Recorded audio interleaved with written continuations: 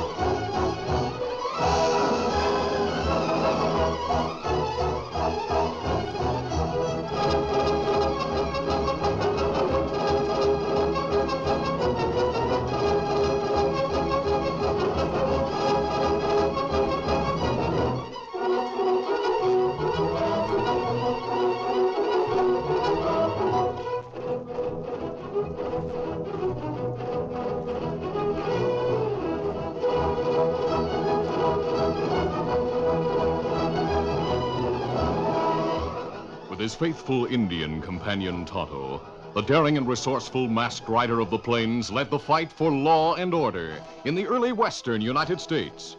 Nowhere in the pages of history can one find a greater champion of justice. Return with us now to those thrilling days of yesteryear. From out of the past come the thundering hoofbeats of the great horse Silver. The Lone Ranger rides again. Come on, Silver. Let's go, big fella. I'll Silver. Aye!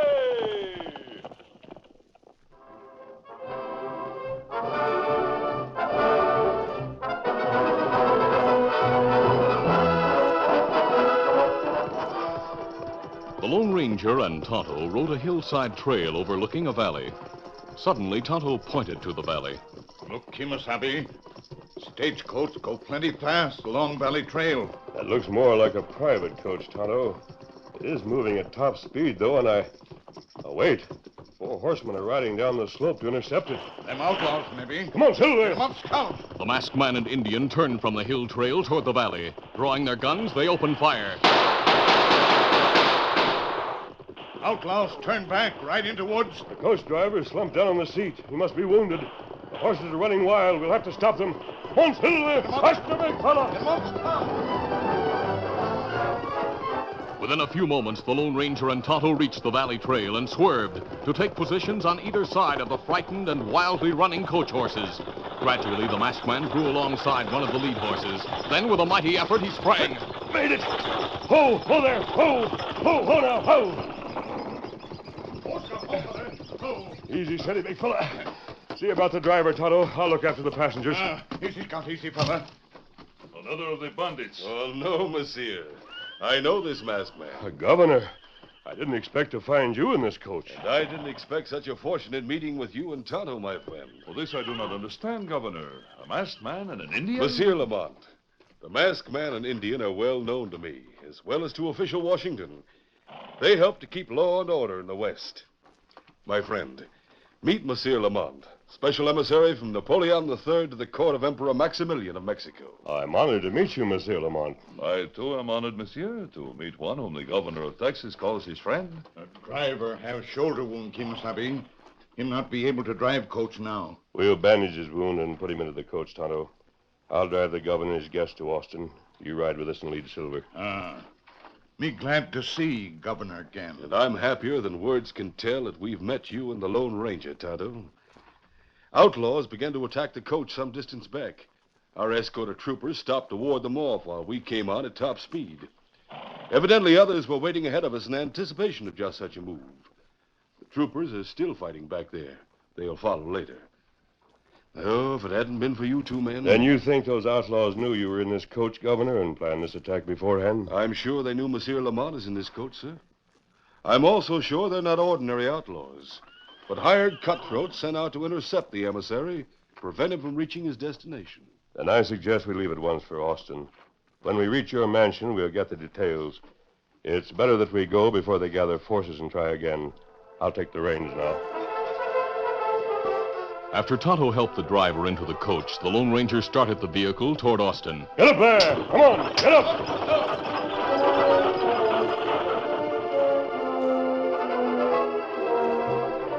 Later, at the governor's mansion, which they reached under cover of darkness, the Lone Ranger and Tonto listened as the governor spoke. Secretary of State Seward promised Monsieur Lamont safe passage to the border. At the Montez Hacienda, Nuevo Laredo, just across the border, he's to wait for an escort detachment sent by Maximilian to safeguard him to Mexico City. My orders are to see Emperor Maximilian. I dare not turn back. Yet events have shown that from here in it's most dangerous for you, even with a military escort, monsieur. Oh, if there were only some other way. I have an idea, Governor. If Monsieur Lamont is willing, I suggest he give up the private coach, dressed in Western clothes, ride horseback with Tonto and me to Nuevo Laredo, whereas his hirelings wouldn't be watching for three seemingly ordinary riders. That's a great idea, sir. I am most willing, but, of course, Well, sir, the mask, monsieur, it will attract attention, and I'll disguise my features and ride without my mask. Fine, fine. You and Monsieur Lamont are about the same size and build. You might pass for brothers. Oh, I'm relieved that you and Tonto are willing to take the responsibility of safeguarding Napoleon's emissary. I know he'll be safe in your hands. We'll do everything possible to see him safely to the Mexican military escort, Governor. We'll leave at dawn for the border. That same night, in a cabin outside the town of Austin, a Mexican officer dressed in Western clothes paced the floor as he talked strongly to a group of sullen-faced men. You, Senor Pete. There were 4 of you. But you turn and ride away because 2 hombres come down the slope firing at you. The 2 hombres you're talking about aren't like ordinary cowpokes, Captain. When I saw one of them wore a black mask and rode a white stallion, and that the other was an Indian on a paint, I decided it was time to get away from there pronto. And what is there about the masked man in Indian you fear, senor? Well, if you hang around in Texas long enough, Captain, you'll learn a lot about him. He's known as the Lone Ranger. Those 2 hombres are dynamite. I have heard of the Lone Ranger. Yeah, well, let me tell you something. With them in the picture, it's going to be tough for you to get to that emissary. Doggone right it is. We must get to him before Emperor Maximilian's detachment of guards meet him. He is certain to carry a sealed dispatch from Napoleon III to the Emperor stating France's intentions. Well, how you planning to do it? Those of you who are still able to ride will watch at the edge of town for the departure of the emissary's coach from Austin. Yeah. I will go ahead to Nuevo Laredo to my hidden camp, where a squad of anti-imperialist Mexican soldiers are waiting. Send word to me there where the emissary will wait for the Imperial Guards. We'll do the rest. All right.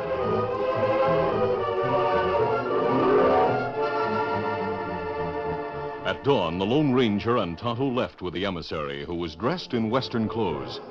The journey to Nuevo Laredo, a Mexican town just across the Rio Grande, was made without further incident. Upon showing his credentials, the emissary was well received by Senor Montez at his hacienda, where the Frenchman was to wait for the Imperial Guards. Meanwhile, Pete arrived at the captain's camp to make a report. Whoa, steady there. Lucky for you, Captain, I decided to have one of our men go right into town and watch the governor's mansion. He saw 3 riders leave at dawn. One was riding a white stallion. The other was an Indian. And the third? He looked like an ordinary rancher. But after we waited a long time and the coach didn't leave, it suddenly came to me that the Lone Ranger slipped something over on us. I'm sure the 3rd rider was the Frenchman dressed in Western clothes. That is possible. It would be a clever way to resume the journey without causing suspicion. Yeah. Well, we trailed the 3 of them to Hacienda on the edge of Nuevo Laredo. I can take you there when you want to go. The sun will soon be setting. Then we'll go there and face the emissary. As for the Lone Ranger and the Indian, they will be shot for interfering with our plans.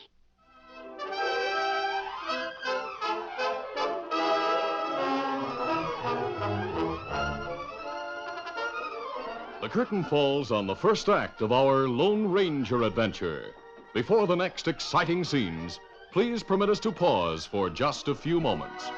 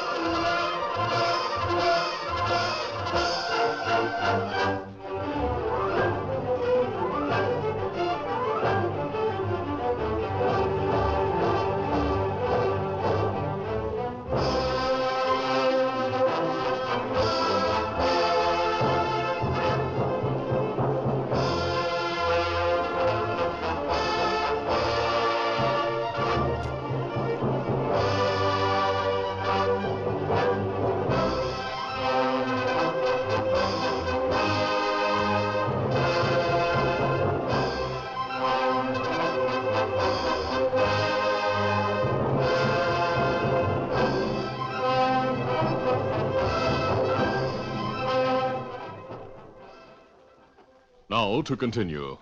At the hacienda, the Lone Ranger and Tonto had been introduced to Senor Montez by the emissary.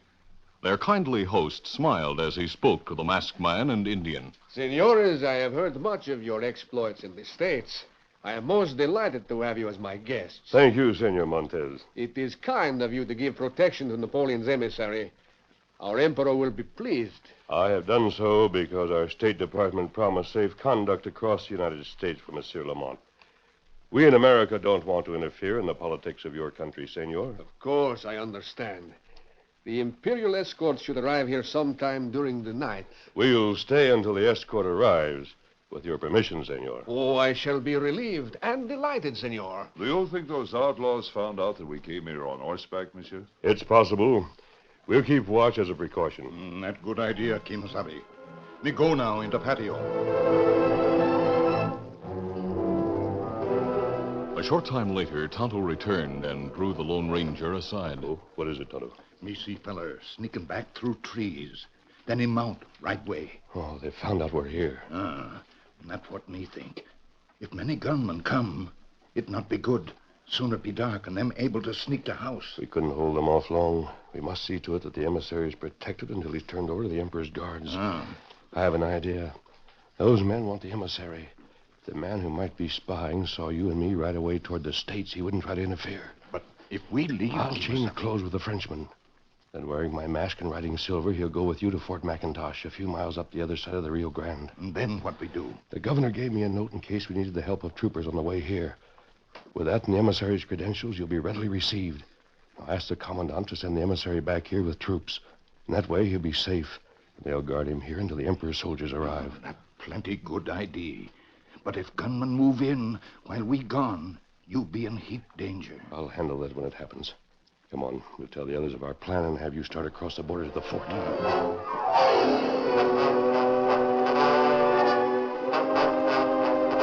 Dusk had fallen when Pete, who had again gone to spy on the hacienda, returned to the captain's camp outside of town and reported that the masked man and Indian had left.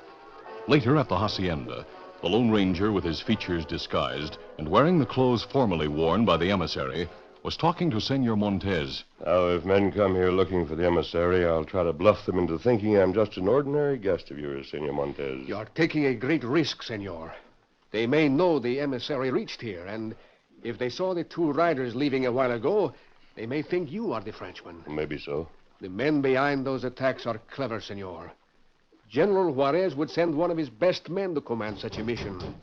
Oh, this may be the trouble we've expected. All right, open the door. I'll have my guns ready. Step aside, senor. We have come to see your guest. I'll wait. Those guns are useless. My soldiers are at the windows with rifles. Drop them, my friend. So, You're the emissary from Napoleon III, no? No. If you deny it, we shoot your host. Grab him. This is an outrage. The Emperor will have you all shot. Attendez, Monsieur Capitaine. If you wish me to say I am the emissary, voila, it is so. But, senor... The Capitaine is most clever, mon ami. It is better this way. Tie this senor to a chair. Sure thing, Captain. Now, senor emissary, I want the dispatch you are carrying to Maximilian from Napoleon. There is no dispatch. I have said enough. I speak no more. Tie his hands, senors. Then I shall force him to talk. Two Mexican soldiers stepped forward and grasped the Lone Ranger by either arm. For a moment, anger got the better of him. Voila, I do this. No! And this. No! And this, oui? Hey, stop him! Hold it or I'll kill you, Frenchie. I do not argue with guns. Wait, Senor Pete. Do not kill him yet. But from now on, I'll sure keep him covered. Hold your hands high, mister. Put him up. Voila. You men, get up. Search him. We shall hold the guns ready. The Lone Ranger submitted to the search, which produced nothing. He realized he had to pretend to be the emissary to protect Senor Montez, and hoped he might prolong matters until Tonto and the troops arrived. The Mexican captain was fast becoming angry. Caramba! We found nothing. Make him talk, Captain. Make him tell what he has to say to Maximilian. See, we shall force him to talk. Speak up, Senor Emissary. What message do you bring?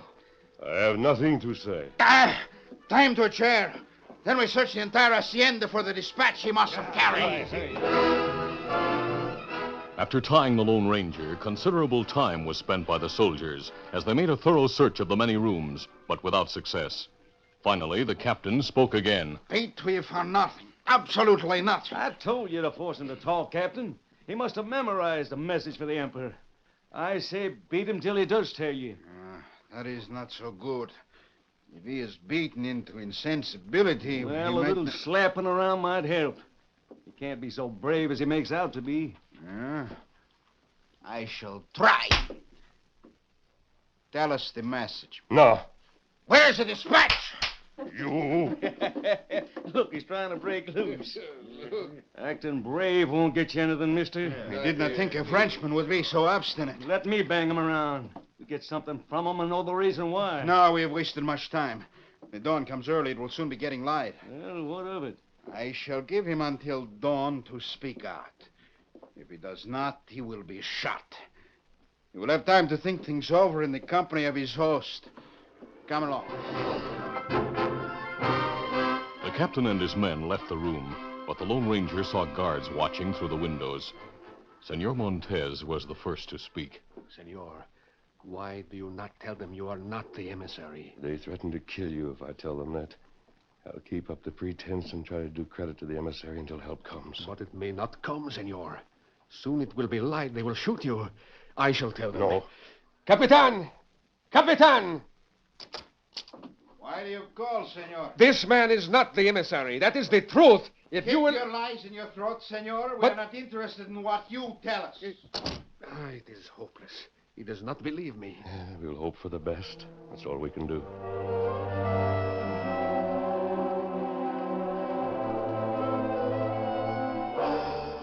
Later, when the rays of the rising sun shone over the horizon, the captain and his men returned to the room in which the captives waited. Perhaps you are ready to talk now, senor emissary. No. Untie him and bring him outside. All right. The soldiers surrounded the Lone Ranger and walked him outside. At the captain's directions, they went behind the hacienda, then stopped for further orders. Now what, Captain? We shall prove this French emissary a coward, Senor Pete, in front of these soldiers.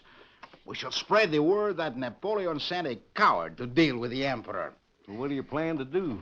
It is 50 yards from here to the river bluff, under which there is a sandy ledge. Yeah, you had us check on that a while ago. This hombre will be given a chance.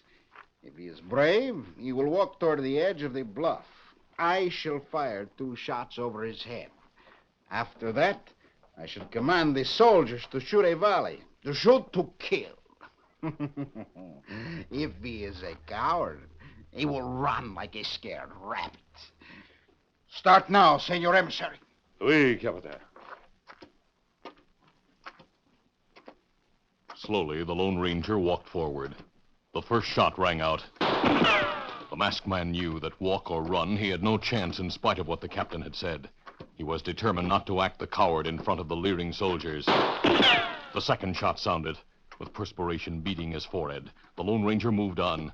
He instinctively braced himself for the volley which he expected to follow. Then, the Lone Ranger flung himself to the ground as many shots were heard.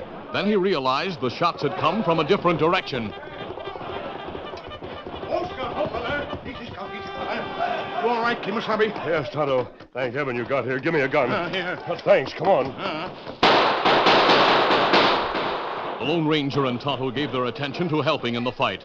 The American troopers had taken the captain and his men completely by surprise. Before long, a bugle call indicated that the battle was successfully ended. As the Mexican renegades and the gunmen helping them threw down their guns, the Emperor's Imperial Guards appeared. The emissary's Imperial escort has arrived. We'll go inside, Tonto. The troopers will handle this now.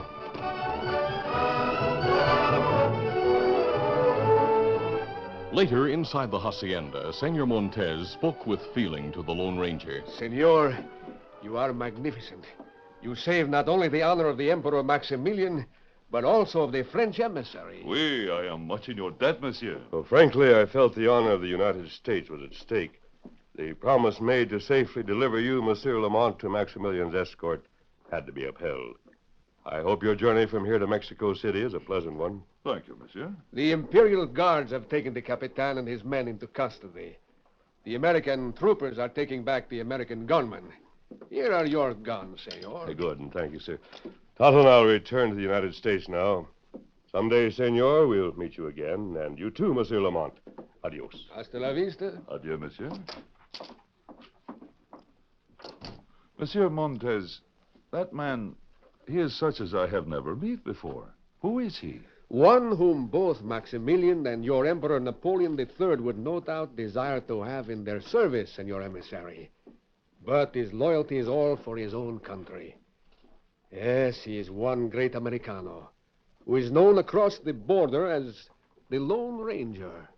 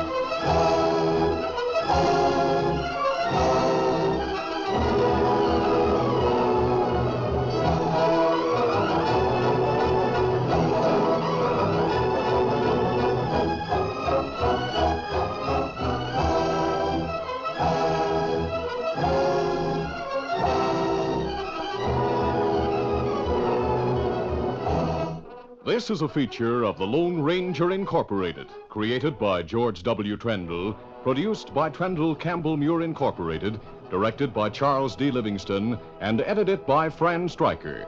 The part of the Lone Ranger is played by Brace Beamer.